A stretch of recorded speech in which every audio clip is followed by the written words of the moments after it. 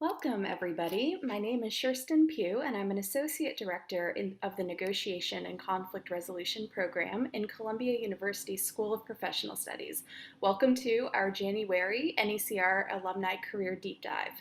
I'm also an alumni of the program, and even as a student, I was fascinated by all of the different careers, both directly in the conflict resolution field and also other careers where theory and practice from the program are directly applied every day. It's fascinating to hear how people get from point A to point B in their careers. So each month, we host an alumni who will spend part of the hour breaking down their career trajectory to help us better understand the many different career paths in conflict resolution. Today, I am thrilled to welcome Jonathan Chang. And now, without further ado, welcome Jonathan. Thanks for being here today. Thank you so much. Thanks for having me. And yeah, thank you for the NECR team for reaching out to me and organizing this. And hi to everybody's that tuning in live or later during the recorded sessions. Greeting from Singapore. So I have to apologize with the lighting a little bit because it's about 10 p.m. here. But I appreciate that whatever you are logging in, especially the ones that in New York City, to spend your morning with me. So if I may begin. Okay, hold on a second. So I'm not gonna put a lot of context into why I title my sharing today this way. I hope that throughout the presentation and later on during Q&A, you will understand why I call this sharing today this particular title, which is Mission Driven, My Journey to Self-Determination. It's really started with, I'm gonna start with my time being in New York City and how much the program meant to me at that particular time of my life. Because I just sold my company at a time. I grew up in the Bay Area, I moved to New York. I kind of just wanted to I was burned out with my with the time that I spent on my startup because I slept a lot, like long. I mean, I slept like 4 or 5 a.m. every days, and you know, I didn't really take care of my health. And then after I sold that company, I just wanted to find what I truly wanted to do. And surprisingly, New York City, Manhattan, actually gave me that opportunity. And the program NCER really gave me that sense of, you know, I can go back within academic setting and really explore sort of these the different sides of the subject matter. And I have to thank the Earth Institute and the AC4 Fellowship because thanks to the fellowship, I was able to go to Rwanda, and that was my first trip to Africa ever. And I went there in the beginning with the mindset of, because that was the project that I was assigned to, is actually through just going to one of the events at Columbia University. And I met this gentleman. He was, long story short, he was looking for somebody to teach entrepreneurship in Rwanda. I approached him, and long story short, Beth made it happen through the AC4 fellowship, and I was there. And when I landed in Rwanda, in Kigali, I thought that, okay, so my role is to teach entrepreneurship, because that's what I knew. My background, I came from a startup background, but really the experience over there and not having a preconceived notion of the place, and also not going there with a very fixed mindset, and being able to be flexible and just enjoy the experience. I got the opportunity to visit the Kiziba refugee camp. This is the border of Congo and Rwanda. And how I got that access, because I happened to be on the long flight from New York City to Kigali. I sat next to this gentleman. We struck up a conversation. He happens to be at that time the country director of the World Food Program. So he told me, look, why don't you go to this camp so you can explore the research because you study conflict resolution. So I was literally in a UN convoy car going there, was the only non-UN person, and I was able to interact with a lot of the people there and really understanding their lives. And that changed my life because I left Kigali, I left Rwanda. Not, I went there thinking that I'm going to be an instructor or a lecturer, but I left as a student of life, of what my role is and what I can contribute to society. And that makes me, that allow me to look at my life in more structured manner, meaning I knew that I would like to create a sustainable change. And in order to create a sustainable change, I understand that I need to understand how government works, how business works, and how the social sector or the nonprofit sector works. And I believe that the three sectors need to work together. And so after I finished my program at NECR, sort of by continuing doing my working on a couple of other projects, but I decided to apply to business school and the government school because I felt like I needed that side of the academic knowledge because that is something that I was missing. And thankfully, again, thanks for the support from the program and the work that I did in Rwanda, and of course, Beth as well, that I got accepted to both Stanford Graduate School of Business and Harvard Kennedy School of Government. And that allowed me, again, going back to my earlier point of combining all of these elements within my life. And when I was at the Kennedy School, somebody gave me an invitation, I applied and I got accepted. You will see consistently throughout my sharing how just being open to experiences and not talk yourself out of a situation and just give it a try really changed my life in this case. I got accepted into as one of the speakers for the TEDx talk, and I frame my talk around mission driven, how having a mission driven allows me and hopefully others as well to look at our life in more structured manner and allow us to see that there is a purpose that is greater than ourselves. Self-promoting, but feel free to watch the TEDx talk on YouTube. But on sort of a short summary, it is about when you look at a lot of organizations, they tend to have a mission statement. Columbia University has a mission statement, Google has a mission statement, Amazon, so forth. But then if you ask individuals, do they have a mission statement in their life? Most of the time, people don't. People do not think their life in such a journey or what they can do. And that is the purpose of sort of having this true north, so to speak, having the mission. And that allows me to go back and really understand where I came from. Because for me, in order for me to move on, I need to also make amends and need to understand where I came from. And so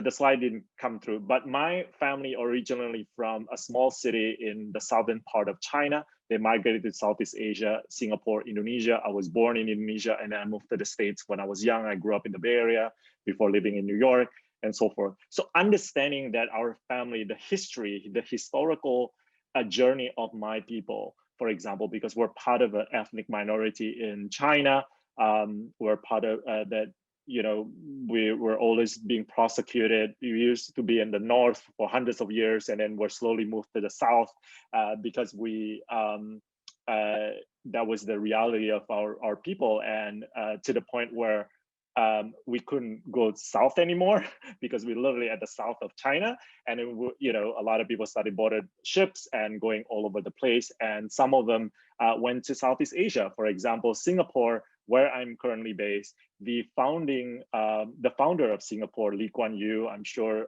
some of you have heard of him. He's Hakka, he's from our village. He's also an immigrant, and he was the most famous and the most successful member of our tribe. And we're very proud of that. And that is sort of the story of our people. And that allows me to accept the fact that yes, sometimes it's okay for me to be in a new place, and I need to make I need to quickly sort of adapt, and being able to call whatever place that I'm in my home. That changes the way I look at my career and my life as well. And path forward. So after the Kennedy School, very quickly, after the Kennedy School, I got a fellowship in New Zealand. So I was working for the Ministry of Finance, the Treasury. I had a lot of blast over there. I wanted to stay in New Zealand permanently, actually. But then an opportunity came again. Again, I was being open-minded, and I was recruited to lead a research center located in Singapore. It was a joint venture between a private foundation and Singapore government, and then also a university. So I came to the Lien Center for Social Innovation at Singapore Management University. I thought that was a really great place for me because it allows me to do research, to look at policies, social policies, working at some of the most pressing issues. And then, and as I grew my career, they added another institute under my leadership, which is the Institute for Societal Leadership. These are just some of the products that we were able to produce research-wide publication. We look at issues that are facing the elderly, people with disabilities, single parents, income inequality, poverty, unmet social needs, and so forth. So I just wanted to give a little bit of flavor of some of the publications that we've done, some of the work that we do. And again, a lot of it is drawing from my experience being an AC4 fellow, right? And then I get recruited by NUS. I was the executive director at NUS Enterprise. I was looking at all of their innovation and entrepreneurship curriculum and initiatives. And then I was there for, but then I realized that I wanted to do something else. And so what I did was then I decided to kind of take a break from just working within these large organizations. I wanted to explore sort of my own, again, like going back to my startup roots. And but before I going there, because that's where sort of that was sort of the end of 2019. So I'm sure you know where we're going with the early 2020. So I'm going to share some of my life moments that I thought that, again, me being open to new experiences and how I find inspiration as well, not just through travel, but through some of the most exciting times of my life, just being outdoor. So I fell in love with being sort of mountain climbing and this and that. This is a sunrise at by the Mount Everest base camp. This is me when I was at the I reached the Mount Everest base camp. It was a 14-day, plus 10 plus days of trekking. It was really beautiful experience being by the Himalayas, understanding how small and insignificant I was. That was actually very humbling. To feel that you are actually nothing over there, and this giant things is overtowering you, and you got long walks of just spending a lot of time reflecting of who you are and what your purpose is in life. And again, I get addicted to it, so I climbed the Mount Kilimanjaro. That's a Singapore flag because I reached the peak at the Singapore National Day, and then these are the 3 other peaks that I reached over the years. So I really like that feeling, and I found solace in the midst of doing all of this thing. And okay, so then I go back to my earlier point about towards the end of 2019, early 2020. The redirection, because I thought that I wanted to spend time working on some of my personal projects, my startup projects, but then COVID happened. It stopped everything.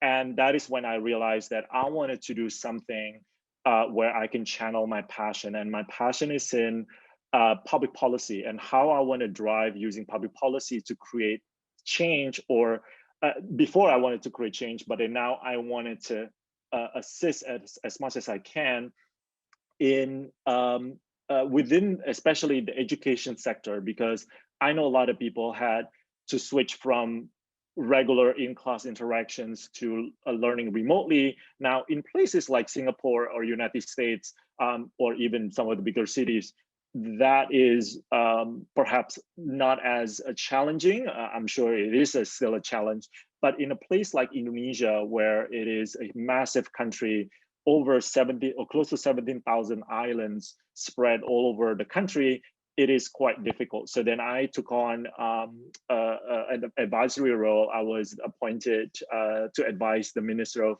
Education and Culture of Indonesia to help them to look at first look at sort of the global partnerships on how to get again sort of attention of the region to what's going on in Indonesia, and then also to help overall the ministry on how we can support the learning and the teaching that they should continue, and they must continue, or else we're going to have a lost generation due to the pandemic. Then, long story short, towards the end of last year, I got recruited by Google for Education to lead as a country director for the head of the country for their Next Billion Users initiative.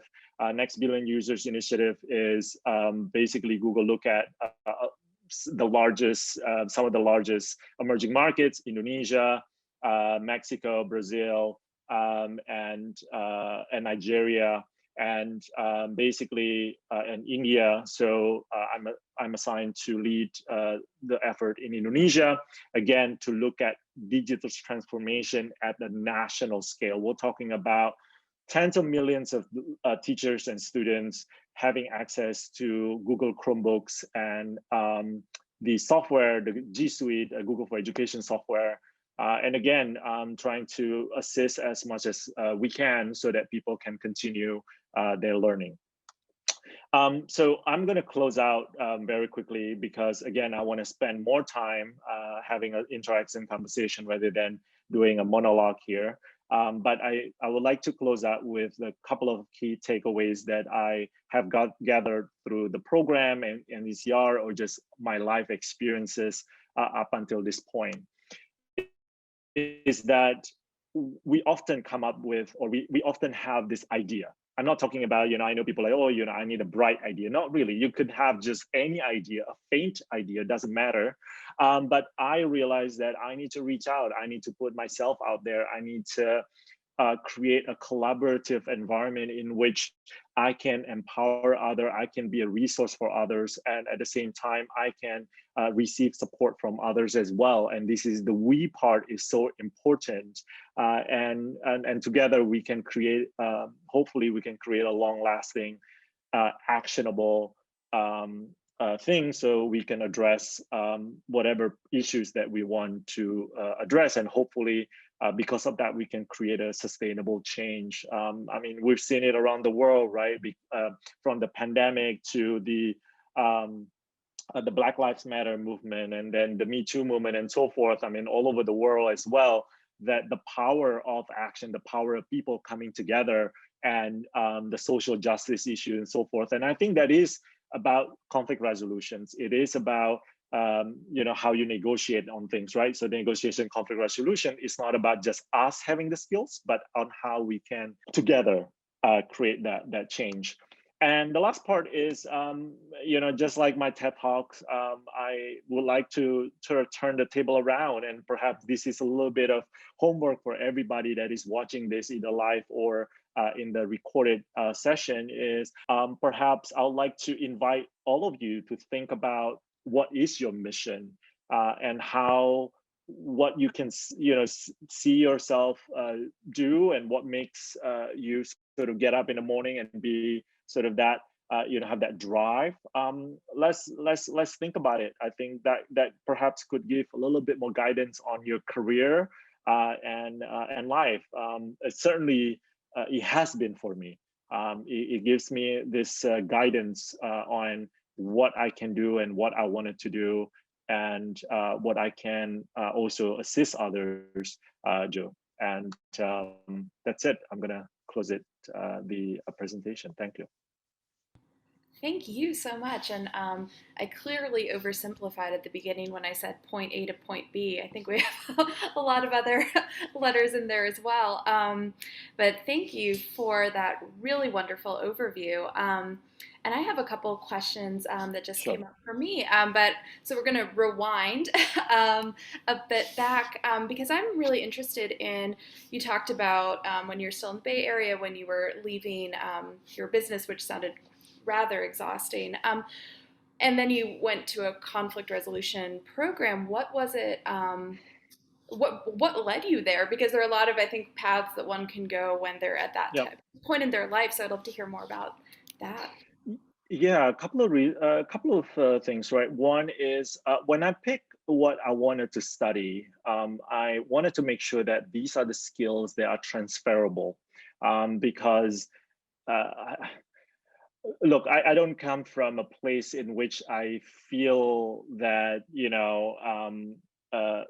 so I know what the weaknesses that I have, and I know what areas that I'm good at as well, and I know that having the skills of negotiation and conflict resolution will allow me to go into any organization or any situation. So I really like the versatility of the studies, and I also like that this sort of that particular time that I don't know how the program set up now, but the schedule at that time were accommodating to my personal projects. So I was able to still do my work and other things, and then at the same time having that academic challenge, that academic rigor. I really like that combination.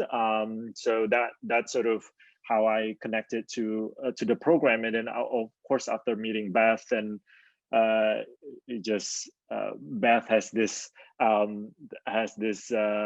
way of sort of presenting that how she can connect at that time, to me as an even as an applicant, and things like that. So I felt that it meant it was the right program for me. That's great. Thank you for sharing.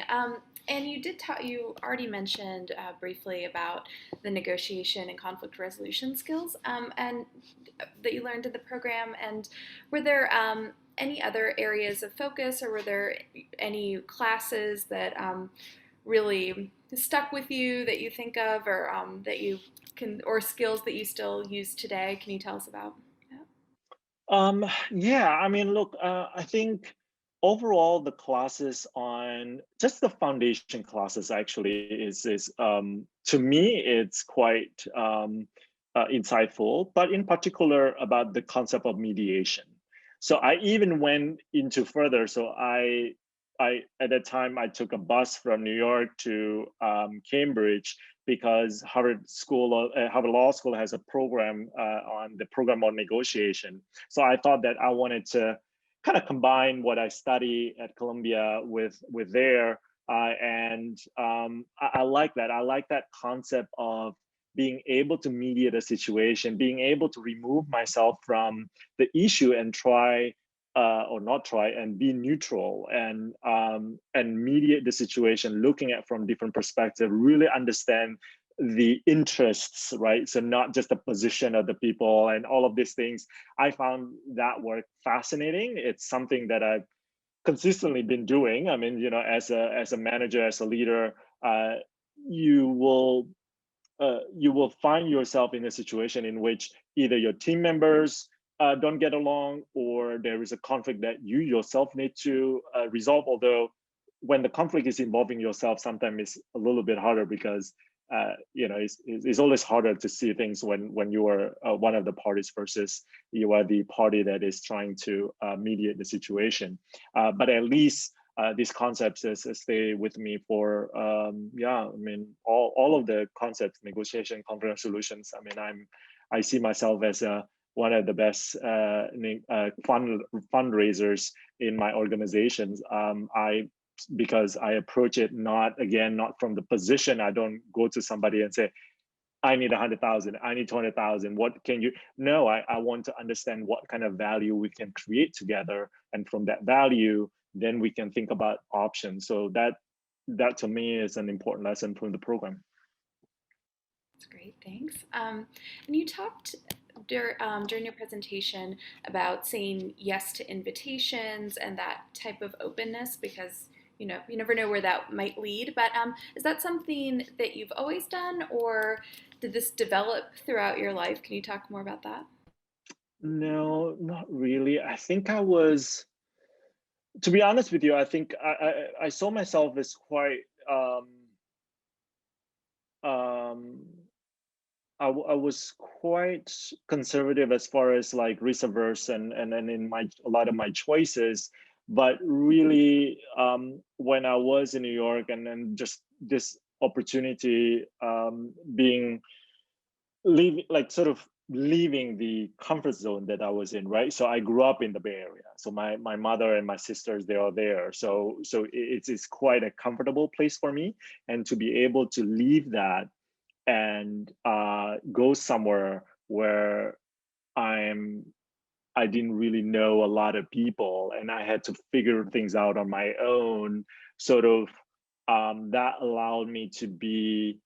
Um, I think that kind of put things into perspective, and then also at that point, I was really burnt out with the work that I did for my startup, my previous startup. So I think I had this kind of feeling that, you know what, let's just try, whatever, any events, whatever people that I wanted to meet, I'll just meet and have a conversation because I had the time, right? So I just come into from that perspective, like I want to figure out what I want, and sort of what my interests are, and there is no way for me to do so if I don't open up myself to new experiences, because I know what I know. I do not know what I do not know, and to me, I feel like I'm always be limited in some way. Um, uh, so I just need to be open minded. I have two more questions, and then we'll open it up for audience QA. Sure. So, um, audience, start thinking about your questions, or please feel free to start adding them to the chat at any time. But Jonathan, can you, or what you're able to share with us, can you tell us a little bit more about just what you do on a daily basis work-wise? I'm always interested in knowing how do other people spend their days. So, Yeah. especially with Google for Education. Tell us. Thank you. Thank you for asking that. It's actually, I would say, it's quite exciting, and it is also quite challenging because the learning curve, to me at least, I always see that any learning curve for me is always, most of the time, is steeper than most people. And in this case, I do have to learn a lot of more on the even the technical part of how the software and the hardware, sort of the Google products, right? Because we're talking about supplying Chromebooks and G Suite for Education, but also understand the different political interests and business interests, dealing with a ministry and dealing with their sort of country's priorities and the administration's sort of promises to the constituents and all of these things. I mean, there's just a number of things that I need to manage. So it's not just as simple as, okay, this is the business case, but I think this is where, again, leveraging from my academic experiences from business and NECR, and then also the government angle, that I need to manage all of these different stakeholders. So actually, the days, yeah, just a lot of calls nowadays because we all using Google Meet. So yeah, from making sure that the supply chain, the global supply chain, with the hardware, that whenever that we can secure enough inventory so that we can bring them to Indonesia and so forth. So yeah, so it's pretty much a lot of different moving parts, and then on top trying to figure out the Google verse, which is massive, and that in itself already can be challenging and overwhelming. Um, it sounds like it. And actually, this reminds me of something you said a couple minutes ago about really being able to remove yourself from an issue. That is certainly a key learning from the program. But when you are working with so many different stakeholders day in and day out, how do you have any advice or anything you do for yourself to help you maintain that neutrality? Because again, we are all human after all. So. Yeah, I mean, I try to. So it is always. I mean, it is easier said than done, right? So I do have to admit that it is quite. Uh, it needs to have a conscious effort from our end to think about, okay, so how am I going to be perceived, and how, sort of my actions and all of these things. But to be honest with you, one of the one of the ways that I do is actually I'm quite honest to my manager or my colleagues about some of my weaknesses. I mean, maybe this is not something that people are openly feel comfortable talking about it, because maybe I'm not saying my immediate network, but I'm making a quite general statement here. Sometimes people feel like, well, I need to show my best side all the time. Uh, I don't feel need to do so, because I think it's good to show. Of course, I know that I need to excel in my position, right? I mean, they're paying me to produce, but I'm also quite conscious of being honest about, hey, I'm struggling in this part, or these are my weaknesses, and I can't do X or Y, and I need help. Do you mind showing me? Because that's how, all of these things. I think um, and so far people have been quite positive and supportive in that. So uh, yeah, I mean, I also surround myself with people that I know are better than me. Actually, that is one of the things that I like to do in when I form a team. I never ever want to be the smartest person in the room, period, because that means I don't learn. I don't mind having some of the best people in my team, so that I can be inspired and I can learn from them as well, because and vice versa, because I know what I'm good at, and then I know what I can contribute to the team. So yeah, that's how I keep sort of uh, uh, what the situation as much as I can. That's great. And we have a question from the audience now. Sure. Hi, Jonathan. Thank you for sharing your story. What extracurriculars were you involved in during NECR, and what activities/courses did you appreciate most? Um, to be In honest with you, I addition to your so Rwanda fellowship. Sorry to interrupt. sorry, what was it, the In question? addition to the your Rwanda fellowship. Yeah.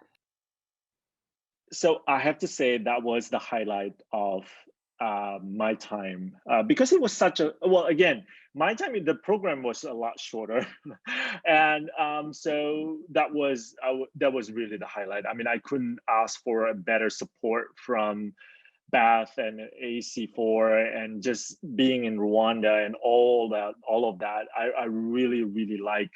To me, learning in all, most I think all of my programs, actually, learning occurs outside most of the time for me. Okay, so I'm not talking it take it with a grain of salt. For me, learning occurs outside of the classroom, for interaction with fellow students, interaction with the speakers, interaction with the faculty members, and certainly the field project. So every single program I'm in, some reason I found a way to get a field project in another country, because I that's how I can put what I learn into something tangible.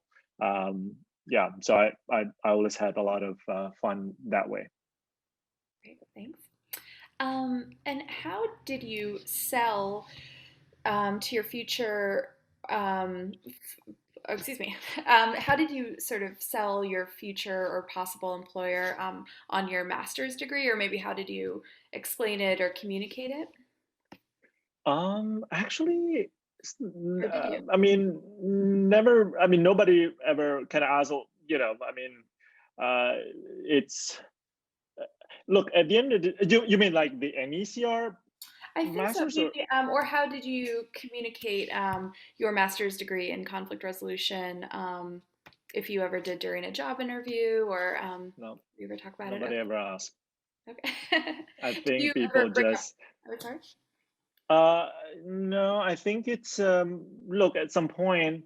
Actually, at some point, it is less about what you study. It's about um, what you present to people, right? So and people know, what kind of degrees I have and which school I graduated from, and um, and that's it. I mean, again, at the end of the day, my work and like sort of the successes that I had, they speak for themselves. Like so, yeah, the school is so. Yeah, I'm sorry for that one. Less an issue so far.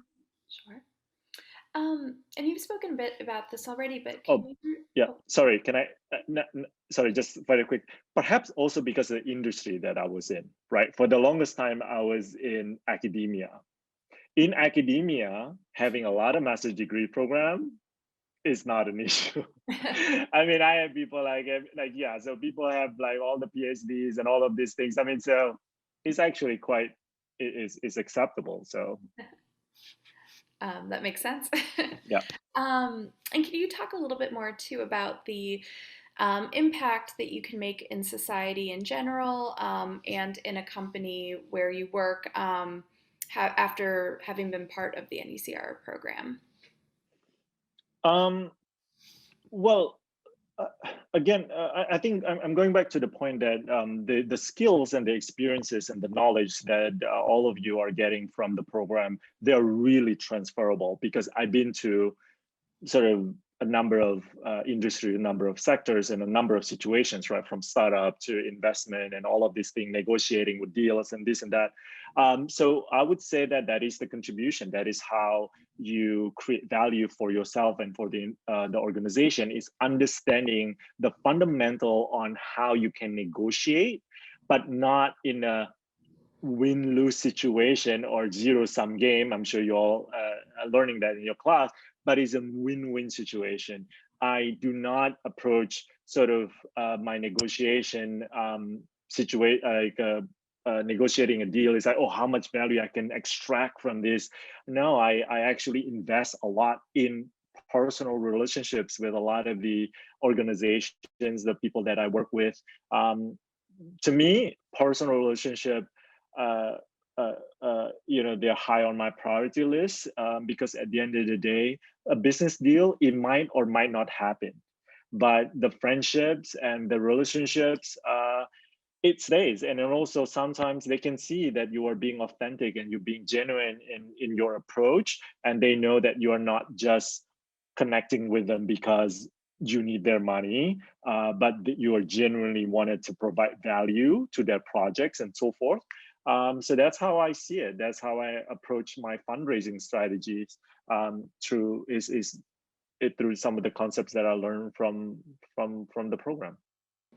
And also, it's a small world, so you never know when you're going to reconnect with people or what other parts of your life they might show up in. So That's relationships right. That's are that's certainly right. key. And here's another question. What advice do you have, for current students, or just to get the most out of the program? Yes, listen to Beth. No, that's number one. And Now, sorry for joining us. yeah. Dr. Beth Fisher Yoshida is the academic director of the Oh, NECR okay. program. Yes. Okay. Yeah. Sorry about that. Yes. No, I think um, to get the best out of the program, I would say, well, from my end, look, university is an amazing place. Um, there are a lot of events. There's a lot of opportunities for you to connect. So again, from my experience, take it with a grain of salt. Uh, I enjoy my interaction outside of the classroom with the people, with the research opportunities or fellowship opportunities, and all of that. I think that's what I would recommend you do. I mean, yes, you can spend time and hours either in the library or studying and all of these things. If that is what you enjoy, good for you. But if you feel like, you wanna, that's not what necessarily you're looking for, and you wanted to broaden your network, I would say that again, put yourself out there and join organizations, go to events, talk to the speakers, and my approach is actually, instead of asking for somebody whether they can help you, I most of the time I try to see what kind of value I can offer to the person, no matter how small it is. I will try to see how I can be, I can contribute, because it, to me at least, uh, it's better that I'm offering something rather than the first time I meet is that I'm asking you to do something for me. Um, and since so much of our world, of course, now is remote, students' worlds especially, do you have any advice for building authentic, meaningful relationships with peers, instructors, guest speakers such as yourself, in this Zoom or Google Meet age? Yeah. Yeah. Yeah, well, unfortunately, I think that yes, I mean this medium, I hope it's going to be a temporary medium, because for me personally, I connect with people better in person. I learn better in person as well. So it is quite a challenging for me when I have to study or learn something through medium, like sort of this video interaction and so forth. I get the energy when I'm around people and I'm in my class, teaching a class with my students or giving talks. I travel all over the world before pre-COVID invitation from different countries, giving talks, and I really enjoy that interactions.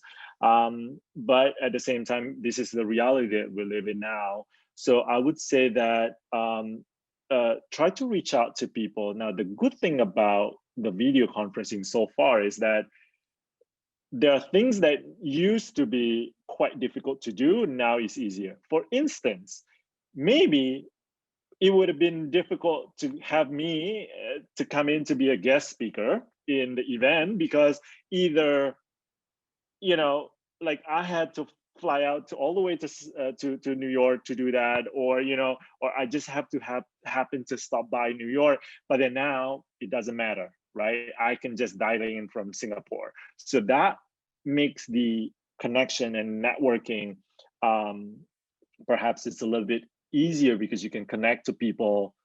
Really doesn't matter where they are, just need to find the right timing that works for both of you. And then also, nowadays people don't travel, so they have a lot of they have slightly uh, uh, flexible schedule, right? Than before, because before we would commute to work. We would spend like maybe an hour, 2 hours just commuting, and we need to do this and that. And then now we're mostly just at home. So that could be one way to do it. I mean, I set up a regular calls with, I try to set up regular calls with my mentors just to check in with them, share, what's going on with me and so forth. Great. I also think too, because now this is becoming more of the norm, it is easier to connect with people. It's easier to get them to Mhm. hop on a call than before, because this culture has shifted. So here's another question. Were you always clear about your individual mission, or did you simply seize every opportunity that came along and connected the dots along the way? Um, Perhaps it's a little bit of both. I am clear in what I see, sort of my role, sort of me as a vehicle, and the type of work that I like to do, and the type of impact that I would like to create. Um, and then I put myself out there, and then the opportunities sort of come along the way. And then I'm able to say, yes, this is something that I would like to do, and this is something that I would like to embrace. And there is a bigger purpose here that I can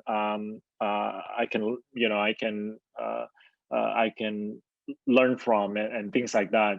Um, but I I don't truly believe in the coincidences.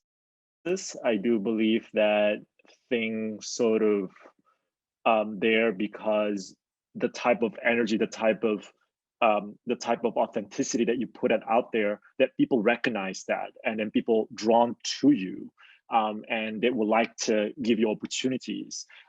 So to me, uh, that is how I see it. That the opportunity is given to me. I'm very grateful and very thankful, and I like to give it a try and see how it goes. Thanks. Do you think there is a right age for the graduate degree? And since you had a chance to pursue 4 degrees Mhm. in total, including BA, could you share with us how old you were during each degree, if you wouldn't mind? Yeah, I was the NECR is 2000, so that was 31, and then 30. So I finished 34 with the Kennedy School, and to be honest with you, I do not see um, age should be a limiting factor because I'm seeing it from my perspective. I like being in academia. I like learning. It's challenging my brain in a different way than my regular work. And if I can combine the two, I like it even better. That's one thing that I like about my current position in Google for Education, because a lot of it's also we need to empower the teachers and come up with sort of so there's an education part of the work that we do. So I do not see age should be a limiting factor, and also is a um, as a way to gauge also what. Now, although I do have to say, some programs perhaps the older you are, the more difficult it is for you to get accepted. But that is not the problem of ours, right? It's more the I think is the programs not being designed correctly, because they see the candidates from the age perspective. They're like, oh, maybe this is too old for our program and so forth. Uh, but from our end, from my end, I think you can take any program you want and whatever age you want. Studying shouldn't stop just because we turn certain age. Absolutely. And in the NECR program, there is a great diversity of age, professional and academic experience, and areas of focus as well. And I think all of those experiences really help inform your learning, your experience in the classes. So, yes, I agree with that too. And Yeah.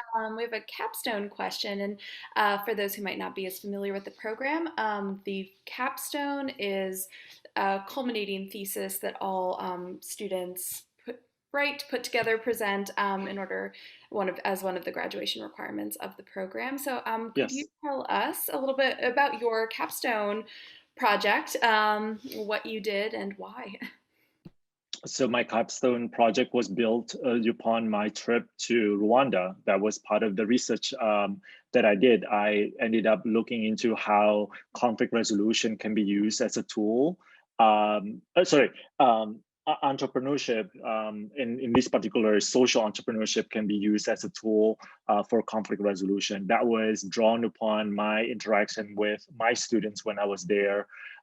Most of my Actually, all of my students were genocide survivors, because the organization that I work with specifically providing support to genocide survivors. So all of my students had lost at least one of their parents during the genocide, and some actually lost both parents to the genocide. And they grew up poor, and then they got financial support to attend schools. So that sort of gave me my interaction with my students, and one of my students came up with this idea that, oh, she wanted to use entrepreneurship as a way to hire some of the people in her communities and then help heal the wound from the Civil War. that was the first time that I connected this dot between my passion in entrepreneurship and then social impact. And that was enlightening to me, that yes, actually through entrepreneurship, you can create a positive impact in a society, not just financial return to you or your stakeholders. So that's what's my research. Great, thank you. I think we're just about to wrap up now, but I wanted to give you the opportunity, Jonathan, if there's anything else you wanted to add that we didn't get to, feel free, or any final thoughts. Yeah, no, I know. I look again. Thanks for spending time with me and allowing me to share my stories and my journey to get to where I am. And as I kind of put in the beginning of this session, I put the title of my sharing mission driven, my journey to self determination, because it is a journey for me to come to the place in which I feel like I can be in the driver's seat of my own career and my own life. For the longest time, I felt like I was under a shadow of something, right? So, and that was not clear to me that I could be that person. Oftentimes I compare myself either to others or I kind of talk myself out of a situation. I get I'm being super critical of myself. And I mean, now I'm not saying that I don't do any of that, but meaning um, they used to be very limiting factor in my progress in life and career. And then now I can recognize that that is not something that I wanted to do. So that's empowering to know that I can be in that driver's seat, that I can self-determine my future and where the direction I'm going. So I really hope that you get something out of this sharing. Thanks again, and please connect with me on LinkedIn. Yeah, so hopefully one of these days we get to see each other in person. Wonderful. Well, thank you again for sharing your time and your story with us. I personally found it very interesting, so thank you for being here and a great part of our NECR alumni network. And I hope everyone else, hope you have a good day or good evening wherever you are in the world. And thank you for joining us, and we'll see you next month. Take care.